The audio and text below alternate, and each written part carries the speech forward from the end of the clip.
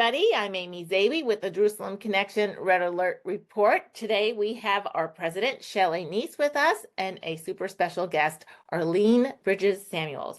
Arlene is a longtime dear friend of the Jerusalem Connection. She is a staunch advocate for Israel, and her heart and our hearts align in those activities. She's a prolific writer. You can find her work on CBN, All Israel News, Times of Israel, and she was part of the Violins for Hope events that happened in 2022 in South Carolina.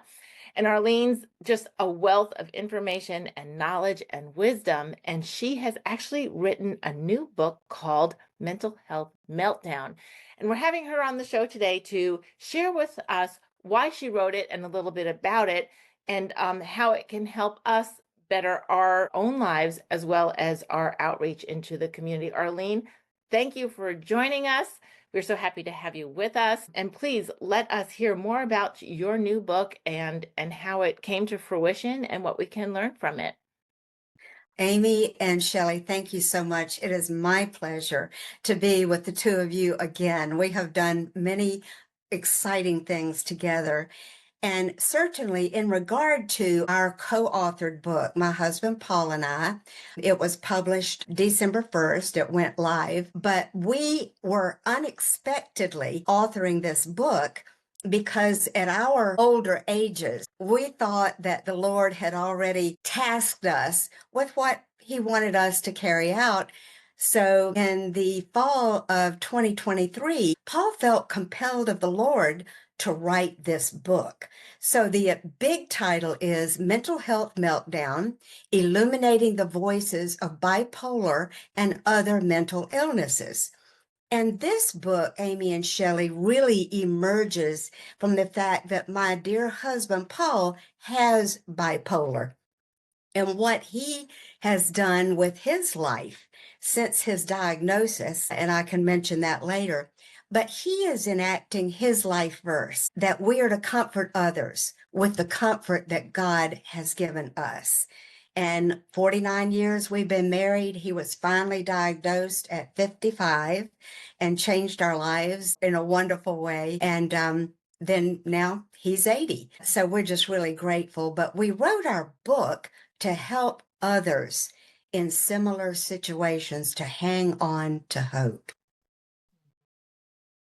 Arlene, too, I think, when it comes to mental health, that a lot of people you want to hear from a believer, and you also want to hear from a believer who has had a diagnosis, who has also been through a medical system and receiving this. And so you want both of those perspectives in someone that's pursued the Lord's help and pursued the medical system's help. So how do you feel like believers who are struggling with mental illness can trust you and Paul as experts and as believers in this field and as part of your life story?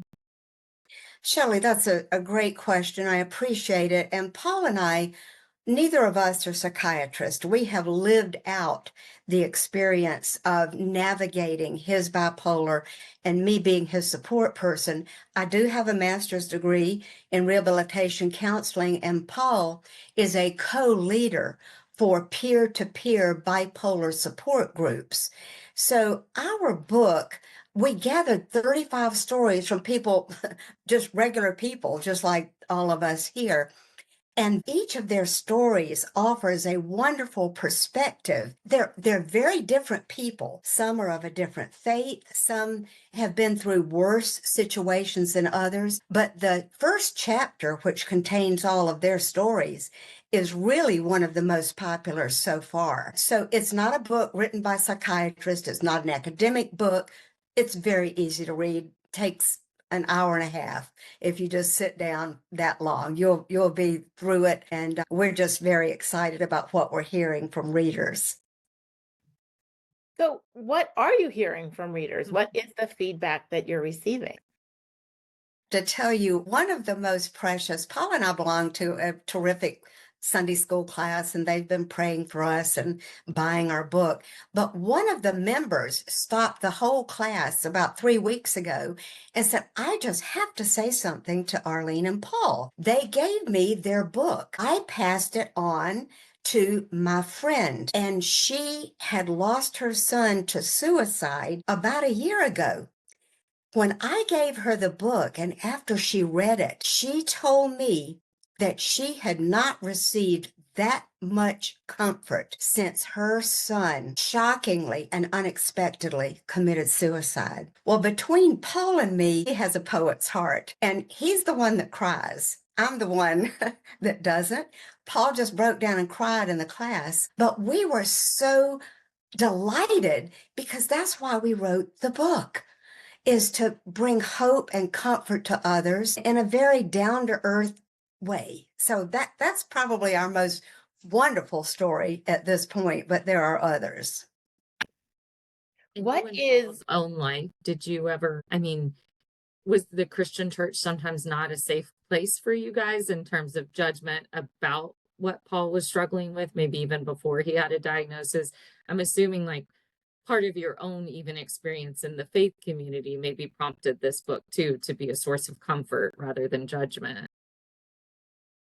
That's an interesting question, Shelley, because it took so long for Paul to get a diagnosis. He was 55. We were in ministry. We were in church for years on the mission field. And there were, I would have to say, we certainly lost friends, especially because we could not understand what was going on with Paul. And he had sought counseling. He put himself in a mental health hospital. But back when he was doing all of that, bipolar wasn't that much discussed.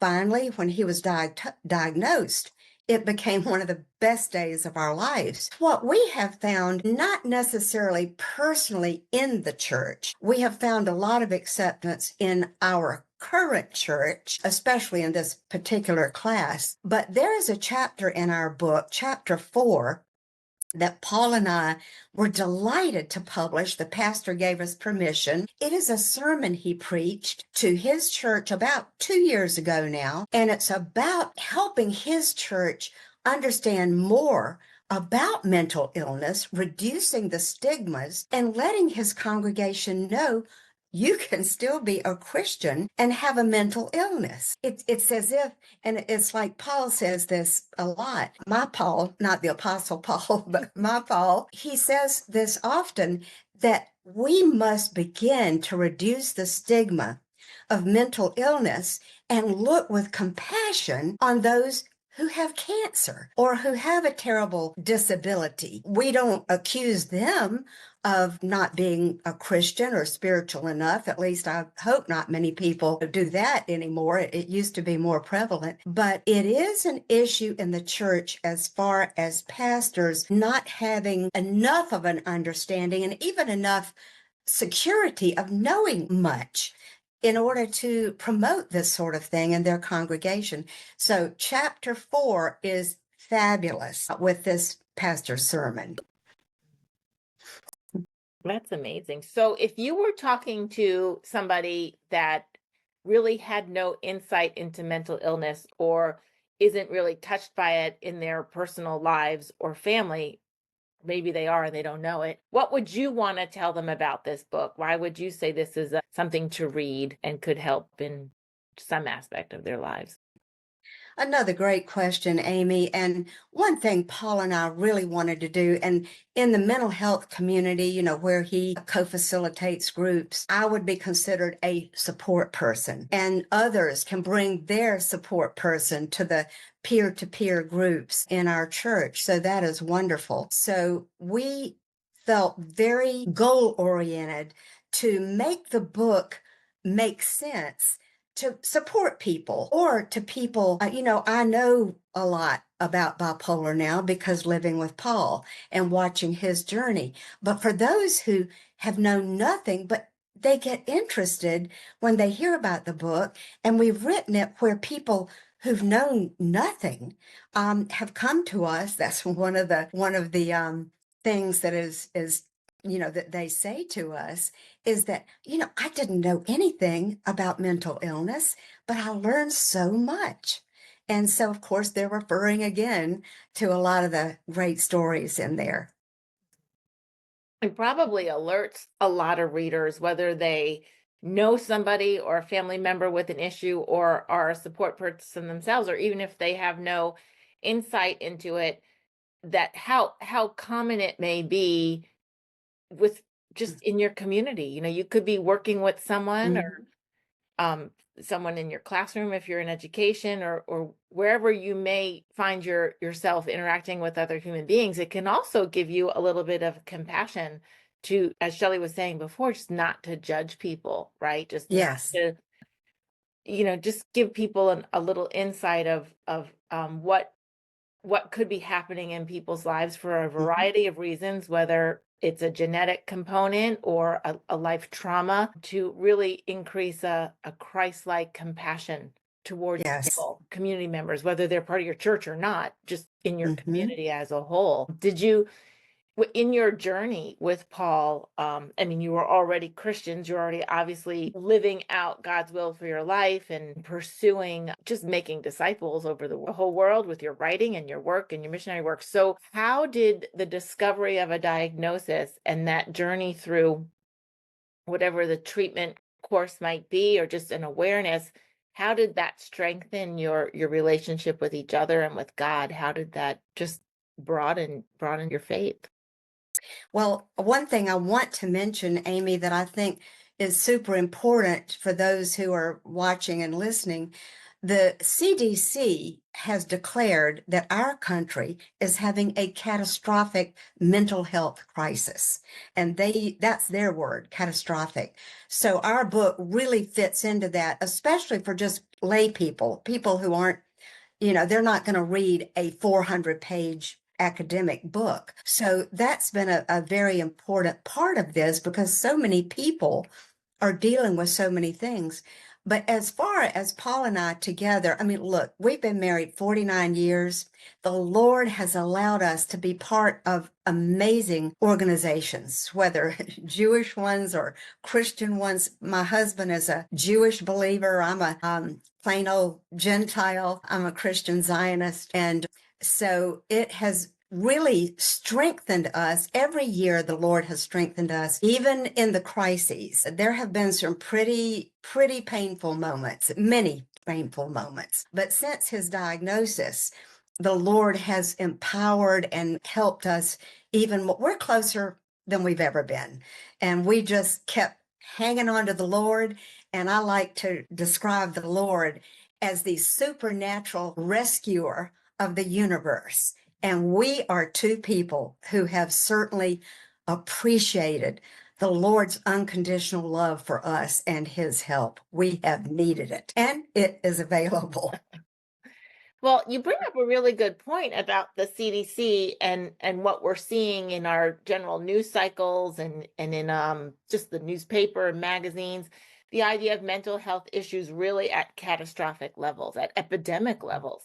And some of that could be just from society turning away from Judeo-Christian principles and morals, what happens in our schools. Part of that is COVID, right? Just locking all the kids down and the young adults down. Mhm. Um, and so your awareness of these issues predates what our younger generation now is just discovering, and the CDC is recognizing quantitatively. And then on top of COVID, we had October 7th, 2023, which shook our world, right? Because all of us work in Israel advocacy in some way, Zionist organizations and comforting Jewish people, combating anti-Semitism. And then we had October 7th on the heels of coming out of COVID. So your book now is poised to just reach a whole generation of people who are dealing with just all kinds of trauma that could maybe trigger a propensity for a mental illness, a genetic component, or not. So, how have you found, since these global traumas have affected the world, and October 7th, it affected not just Israel, but the Jewish community globally and those of us Yes. who work with it. Can you connect the dots now? How what the Lord put on your heart to write and to publish is at a perfect time to help comfort people who might be seeking just some idea of identifying what's going on in my own head or in my own family or with my own child. Yes. In many senses, writing the book was a surprise. I think I mentioned, we thought, okay, at our ages, we've been in a lot of ministry. It's been just wonderful and navigating Paul having bipolar. But one thing that we have really noticed in our interactions with other people, it's everywhere. I mean, we of course see it ourselves, but there is so much trauma, and based on what you've already outlined. And of course, because I write the weekly column for the Christian Broadcasting Network Israel, I'm going on 5 years.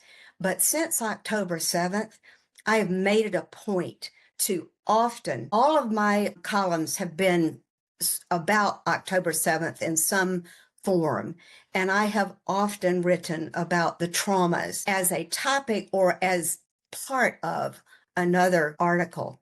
So, of course, what is going on with the Israelis is they already were in trauma from the past, Holocaust, but I'm talking about modern Israel ever since Gaza was turned over to the Palestinians, and then they turned it over to Hamas. Israelis have been continually traumatized. Having said that, what happened on October 7th deepened the traumas among all the Israel. The nation is traumatized. That is a fact. And the three of us also know that even amid the depth of trauma that every Israeli has faced since 10/7, their resilience is remarkable. And that's something, Paul and I, the two of you, we all just admire, respect, and know that God is not abandoning his people. Things look dark, and there is a lot of darkness, a lot of lawlessness.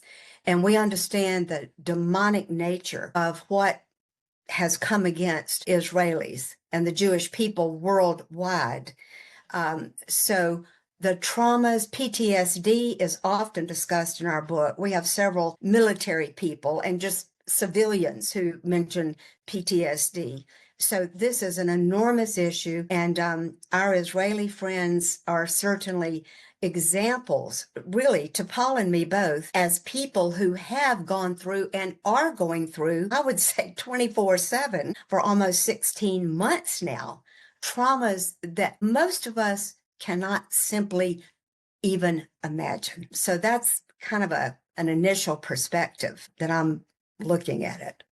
I want to I remind went everybody 2 that weeks Arlene, ago to the Nova exhibit. It's been in Los Angeles and New York, and now it's been in Miami. And it's awful. Like you're looking at the cell phones of the victims and the last WhatsApp messages that they sent their families. You see the footage from the body cameras from the terrorist attacking the porta potties and the bar, and just, the ruthlessness of it all. And I mean, it's traumatizing just to walk through the exhibit. Yes. I can't imagine living that moment.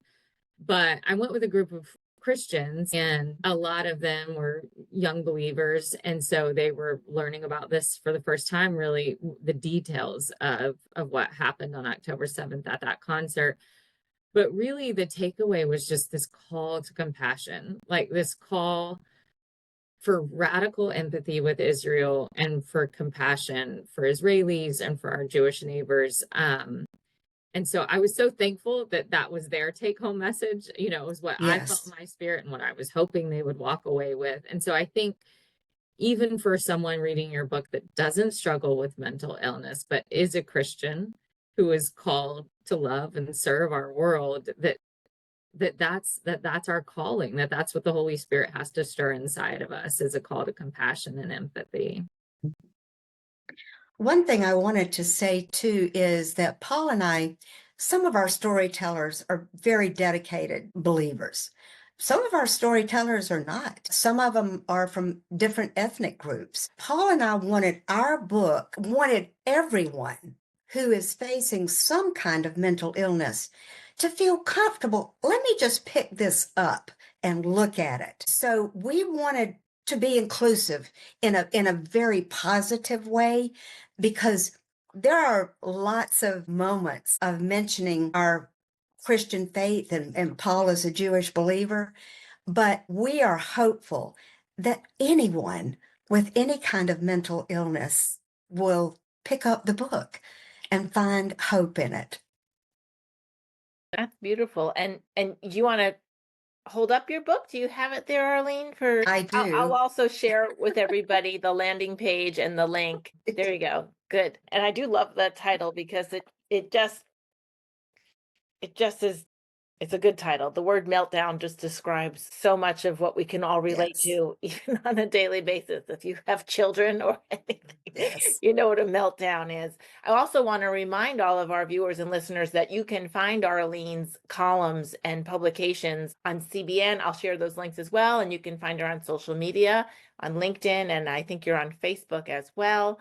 We want to make sure everybody has access to reading her columns because they're extremely insightful. And it's just an amazing work that you've done, and how the Lord has taken your passion for things like Israel and ministry, as well as your experiences, your relationship, your marriage, and then the what one might think of as the imperfections in those things, but turned it into a way to help others and glorify the Lord. So I think that's just beautiful.